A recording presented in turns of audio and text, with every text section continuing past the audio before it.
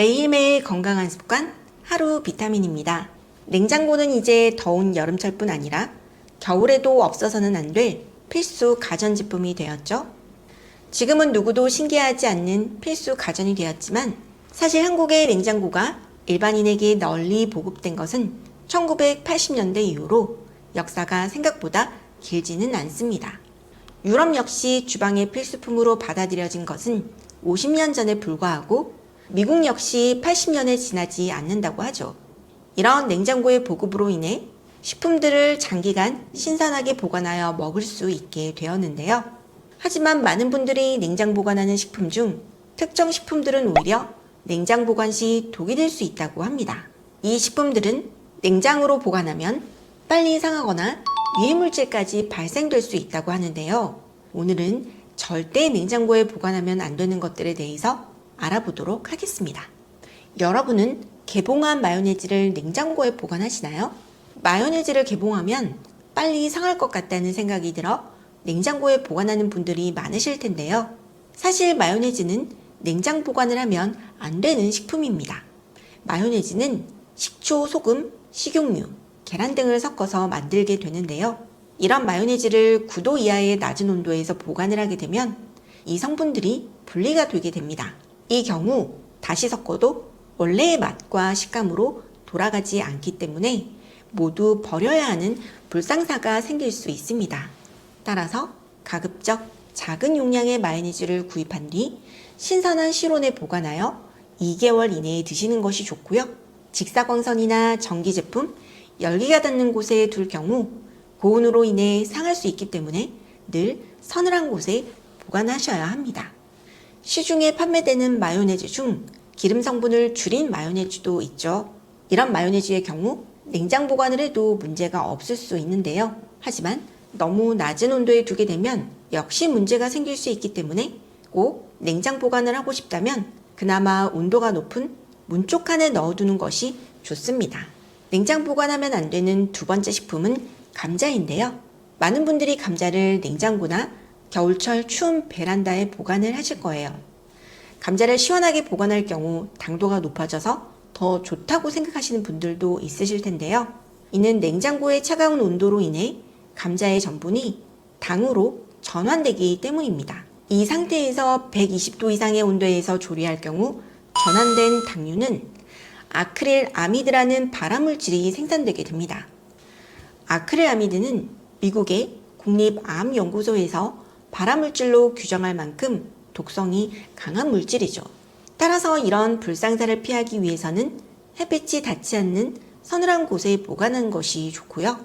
감자와 양파를 같이 보관할 경우 양파의 수분을 감자가 흡수해서 상하거나 물러질 수 있으니 별도로 보관을 하는 것이 좋습니다. 여기서 잠깐 감자를 사과와 함께 보관을 하게 되면 보관 기간을 더욱 늘릴 수가 있는데요. 이는 사과에서 나오는 에틸린이라는 가스가 감자의 발화를 억제해 감자를 오랫동안 보관할 수 있게 만들어주기 때문입니다. 냉장고에 보관하면 안 되는 세 번째 식품은 바로 토마토입니다.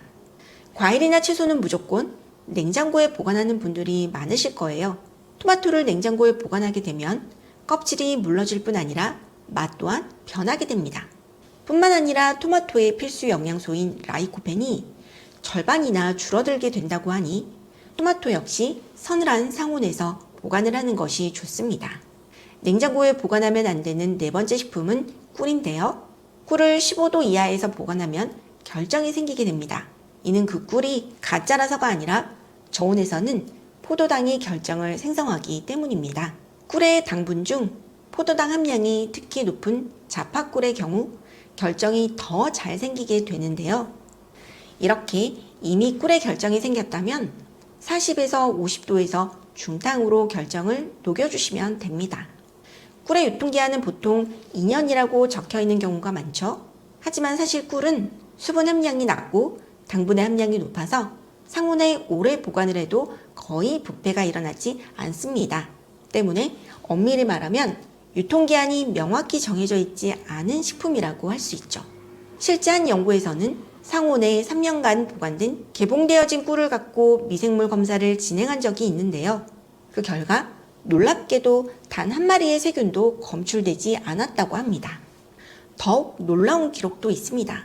바로 역사가들이 고대 이집트 무덤에서 생꿀을 발견한 사건인데요.